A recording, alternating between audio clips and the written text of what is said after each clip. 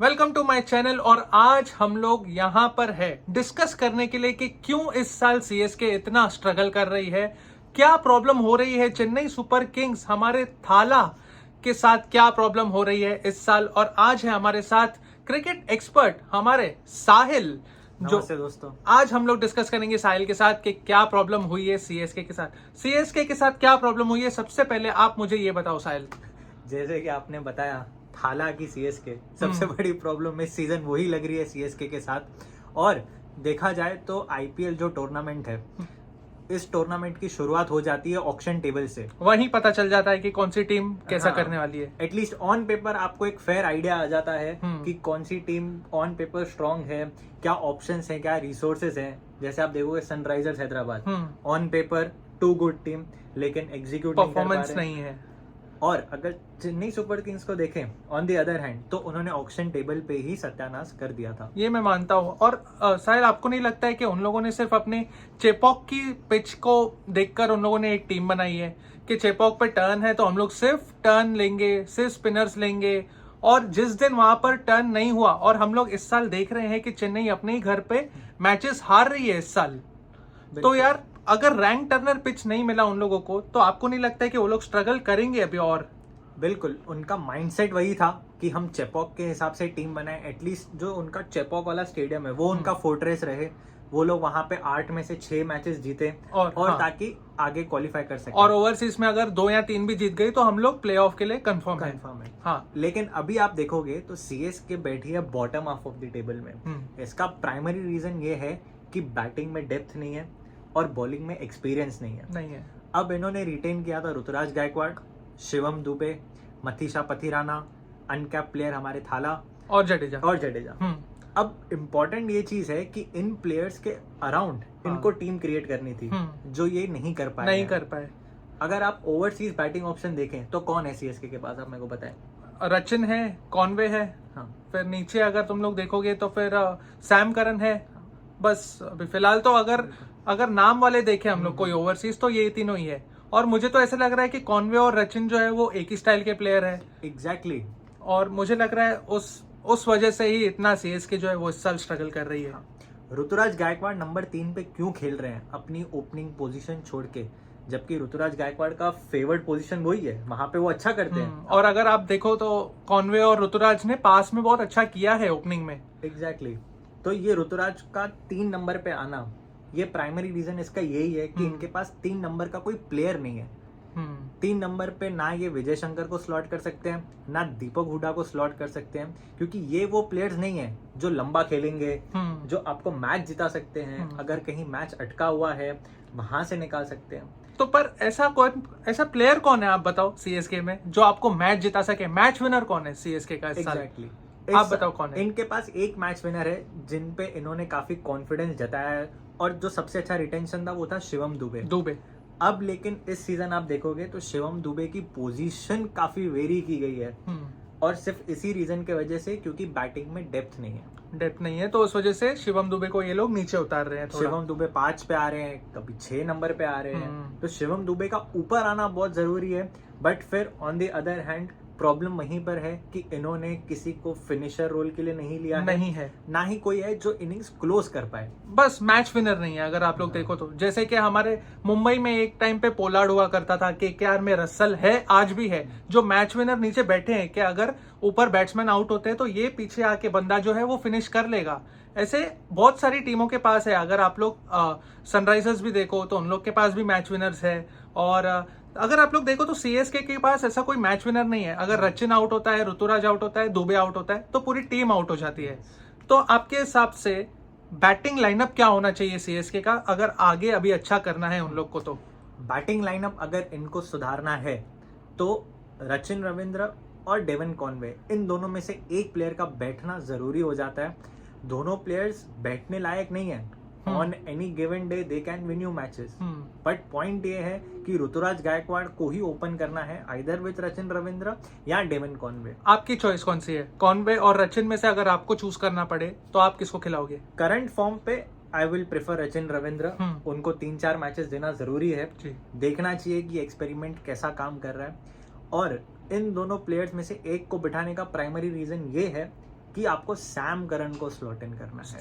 आप चाहते हो कि सैम करन सारी मैचेस खेले क्योंकि वो एक बैटिंग ऑप्शन भी है और बॉलिंग ऑप्शन भी है। अगर आप देखोगे सीएसके के पास बैटिंग ऑप्शंस बिल्कुल ही नहीं है, नीचे की तरफ बैटिंग नहीं है। सैम करन आपको वो ऑप्शन प्रोवाइड करते हैं। हाँ, वो उतने इफेक्टिव नहीं है अनलाइक योर हार्दिक पांड्या या कोई भी दूसरे। हाँ। जैसे सनराइजर हैदराबाद ने अनिकेत वर्मा में इन्वेस्ट किया है, दिल्ली ने आशुतोष शर्मा में इन्वेस्ट किया है। चेन्नई ने आशुतोष शर्मा पे इन्वेस्ट क्यों नहीं किया जब उनके पास मैच विनर नहीं है कोई? जाना चाहिए था अगर आप देखो तो। और अगर एक रिलायबल बैट्समैन ऋतुराज के साथ ये लोग केएल राहुल पे भी जा सकते थे। ऐसा तो नहीं था कि बजट नहीं था। केएल राहुल 12 करोड़ में मिला था दिल्ली को अगर आप देखो तो अगर चेन्नई बिड भी करे तो क्या पता गलती से उन लोग शायद बिड रोक दे दिल्ली वाले, या केएल राहुल जैसा एक रिलायबल बैट्समैन हो जाता था नंबर 3 के लिए, नंबर 4 के लिए। तो मेरा मानना है कि वो एक अच्छा एक रिलायबल सोर्स है केएल राहुल। तो इस टीम के लिए वो बोलते हैं ना कि बाद में आके चलो पीछे केएल राहुल बैठा है चेन्नई में, उसके बाद धोनी आके खत्म करेगा, पीछे दुबे को यूज कर सकते थे। तो मैं पर्सनली देखना चाहता था कि केएल राहुल पे ये लोग बिड करें या वैसा कोई एक प्लेयर ये लोग मिडिल ऑर्डर के लिए ले सकते थे। ये बिल्कुल ही समझ के परे इन्होंने ये स्ट्रैटेजी क्यों अपनाई है। अगर आप देखो केएल राहुल आज उन्होंने दिल्ली के लिए ओपन किया। केएल राहुल को आप कहीं पे भी स्लॉट कर सकते हैं, आपको नंबर 5 पे भी खेल सकते हैं, नंबर 3 पे भी खेल सकते हैं, depending upon what ever the situation demands. उसके अलावा आशुतोष शर्मा ने वो वाला गेम भी दिखाया था लखनऊ के अगेंस्ट, जहाँ पे उन्होंने फर्स्ट मैच लिया, दिल्ली का फर्स्ट मैच, जहाँ पे वो लोग बहुत अच्छे से डाउन हो गए थे। उसके बाद आशुतोष शर्मा ने आके अच्छा इनिंग्स को संभाला, ट्रिस्टन सबका साथ दिया मोस्ट इम्पोर्टेंटली, और उसके बाद मैच क्लोज करके आए। तो वो कैलिबर दिखाता है। सीएसके को उनमें इन्वेस्ट करना चाहिए था। केएल राहुल ठीक है, पिछले सीजन के परफॉर्मेंस के वजह से मे बी सीएसके ने सोचा होगा हमारे पास बेटर ऑप्शंस हैं, बट करंटली देखा जाए तो टीम की स्थिति काफ़ी खराब है। और ये जो फ्रेंचाइज है CSK, this is working purely as a marketing gimmick आप बोल सकते हैं, क्योंकि ये मैं एग्री करता हूँ। कौन सी टीम है जो अपने ही प्लेयर के आउट होने पे सेलिब्रेट करती है? सिर्फ सीएसके। सिर्फ सीएसके है। अगर जडेजा आउट हो रहा है तो सेलिब्रेट करो, अश्विन आउट हो रहा है तो सेलिब्रेट करो।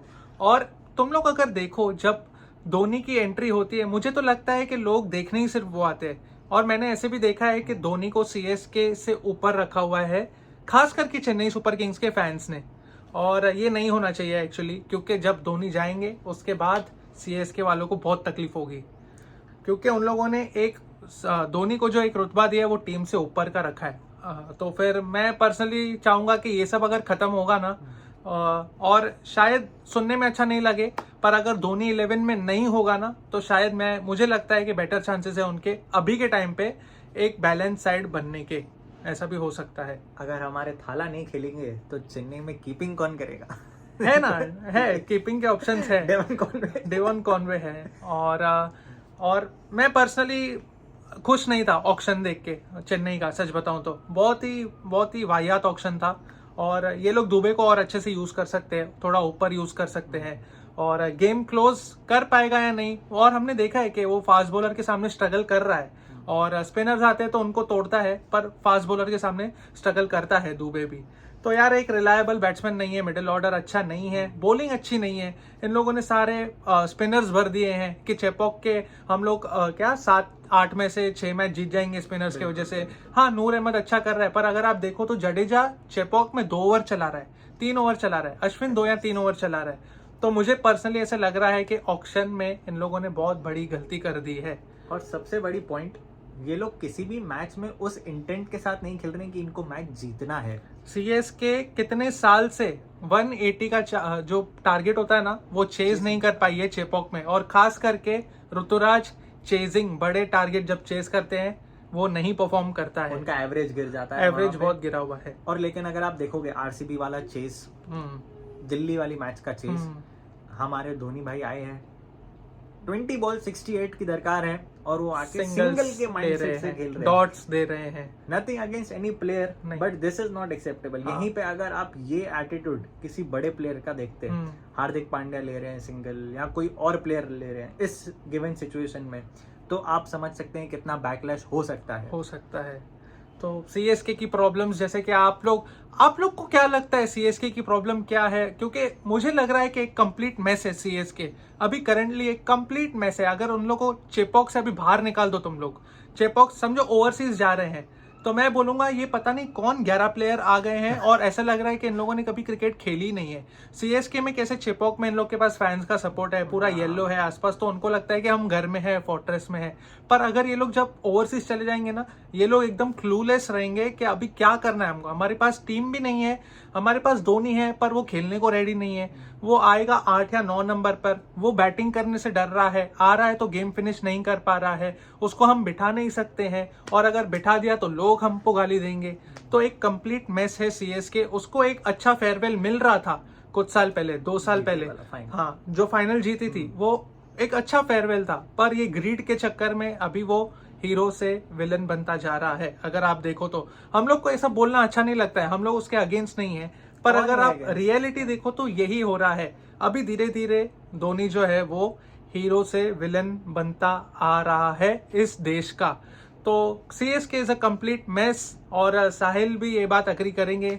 और अगर अभी कुछ अच्छा करना है तो सबसे पहले मैं बोलूंगा कि इन लोग को बैटिंग ऑर्डर अपना सुधारना पड़ेगा, ओवरसीज इन लोग को अच्छे से काम करना पड़ेगा। अभी विजय शंकर ने हाफ सेंचुरी मारी, इसका मतलब ये नहीं कि उसको सारी मैचेस खिलाओ, ऐसा नहीं है। हाँ, वो टेस्ट मैच इनिंग था, और विनिंग कॉज में सबसे पहले बताऊं तो वो वाली पारी नहीं थी।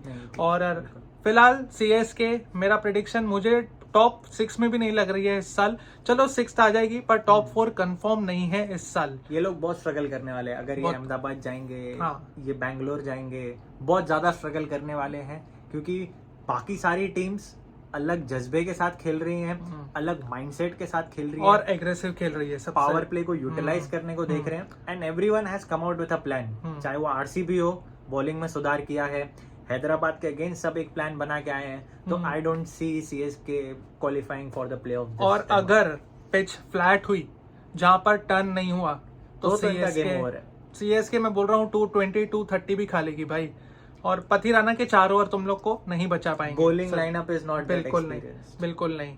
तो सीएसके कंप्लीट मैच, यही था हमारा वीडियो आज का। आपको क्या लगता है सीएसके के साथ क्या प्रॉब्लम हो रही है इस साल? आप लोग कमेंट्स में बता सकते हो। फिलहाल चैनल को लाइक करो, सब्सक्राइब करो, और अच्छी डेली बहुत अच्छी वीडियोस आपके लिए हम लोग लाते रहेंगे। सब्सक्राइब करो, सपोर्ट दिखाते रहो। बाय।